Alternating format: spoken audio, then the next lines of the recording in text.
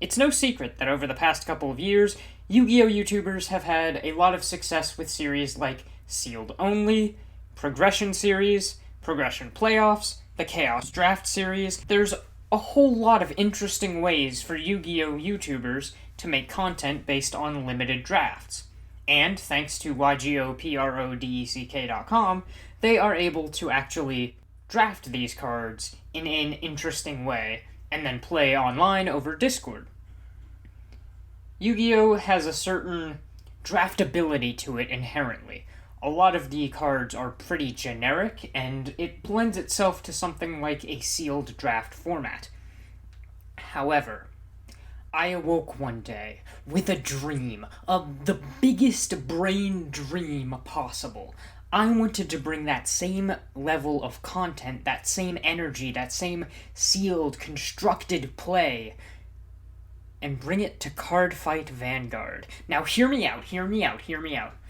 Extreme Fight is an interesting format that is a little broken. It's a little not great in my opinion because it relies on very specific clans, and playing games with those clans is a little tricky. But with the birth of Cardfight Vanguard Overdress, condensing these clans into nations makes it a little bit easier, but I wanted to take it one step further. What if every clan was Cray Elemental? So, I proposed that with my friend Aaron, we would be able to open a box of Cardfight Vanguard, one each, no matter what set, draft a deck, and consider all of the clans in that deck Cray Elementals. Meaning, every effect would work for every effect regardless of the nation or the clan or the type of card that it is. Meaning, no matter what kind of deck we make, they will all be, for all intents and purposes, generic effects. So, that sounds really cool. But what does it mean? Well, we decided to work out the actual details of it. And, well, I think we found something pretty interesting. Alright, so first off the bat, I know, I'm sorry. The camera quality's not super great. Sorry. You're just gonna have to deal with it. It's just what I have to work with right now. But, that's not the important part. The important part is that we're here to talk about the sealed draft Cardfight Vanguard format that me and my friend Aaron have already played and have tested, and seems to be pretty fun, actually. Here's what we've got. So, we opened a set of Onslaught of Dragon Souls. One box. One each. We drafted all the cards within, opened all our packs, put them all together, and we made decks out of them. These decks seemed pretty fun to play. I even managed to draft, if I can find it here, the cover card of the set.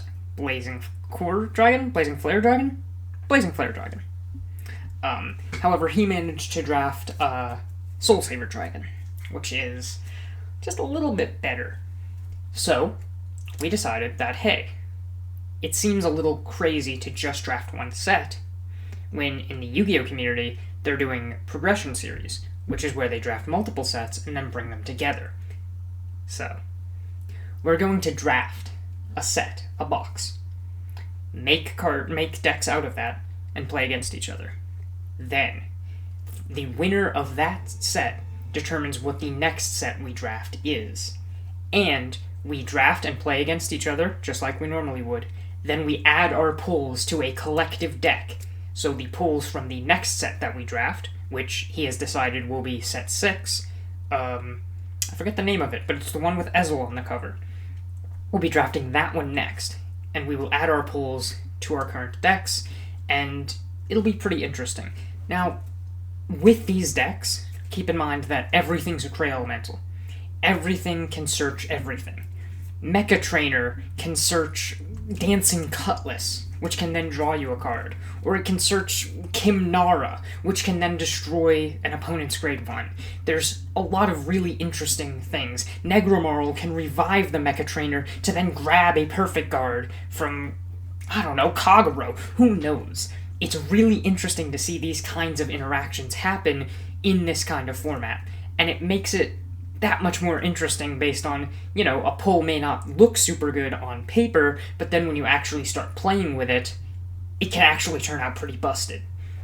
For instance, we found that a card, Dino Chaos, which is like a common grade 3, Chaos Dragon Dino Chaos, is actually pretty good when you don't have access to normal superior rides like Blazing Flare or Soul Saver as consistently as you normally would. Well, I guess Soul Saver's not really a superior ride, but it had that whole Blaster Blade engine. You know what I'm talking about. Anyway, when you don't have access to those super consistent early decks, you have to make do with what you've got. And what you've got is a lot of commons that you get, like, 3 of, I think. You get 3 commons per box. So you get a little shy of a playset of each common. Not 3 commons per box. 3 copies of each common per box. Big difference. So you get a little less than a playset, so you have to kind of make that work. We did manage to get many triggers in this, so we were able to build like 16, and we were able to pick out what we needed, and this was, I think, a really good box to start with, not only because of how cheap it is, it's like $30, but it's got a lot of utility triggers. A lot of the triggers have effects that let you soul charge and either draw a card or soul charge and counter charge, which helps a lot when a lot of these older cards were a little overcosted. Maybe just a little bit. Counterblast 2 to restand one thing on hit might not be a little too good. Rip my boy Lionheat, he tried. But we had a lot of fun with our games.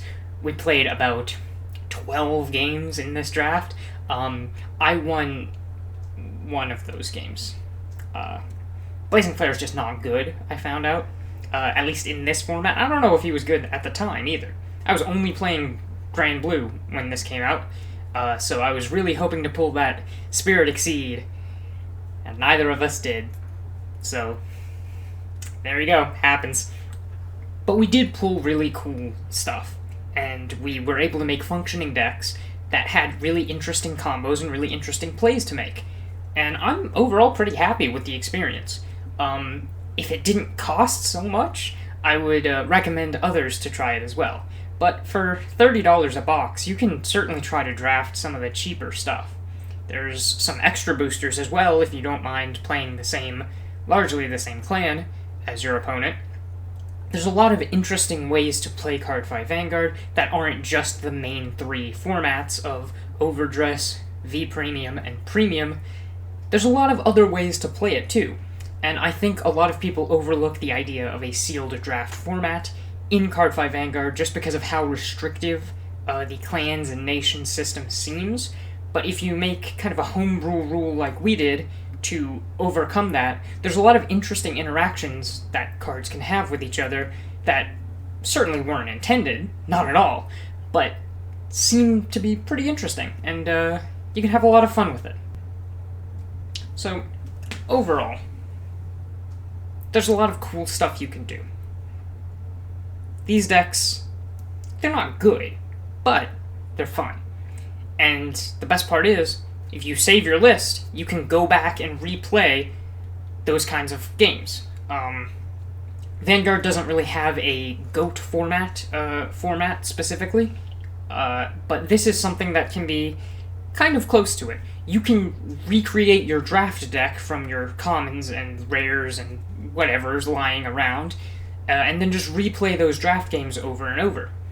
As well as you can keep your full draft together with the booster box like I have, and you can rebuild and try to recreate a deck better than it was before when you first drafted it, and try and play against and see what works and what doesn't in this new, interesting Prey Elemental format that we've made. It's very fun. And don't just take my word for it. Go out, try it. I think you'll really enjoy it. This was something that we're definitely going to continue to do.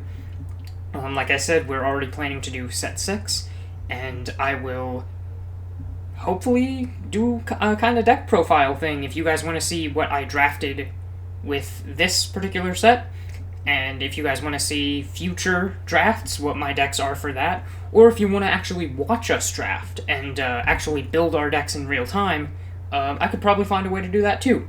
So just let me know if you want to see more of this. I think this was a very fun experiment, and I think it can go places. I think it has legs. I think it has potential to be something really, really fun, and as explosive potentially as what's going on in the Yu-Gi-Oh community right now. That's all I've got. So, see ya.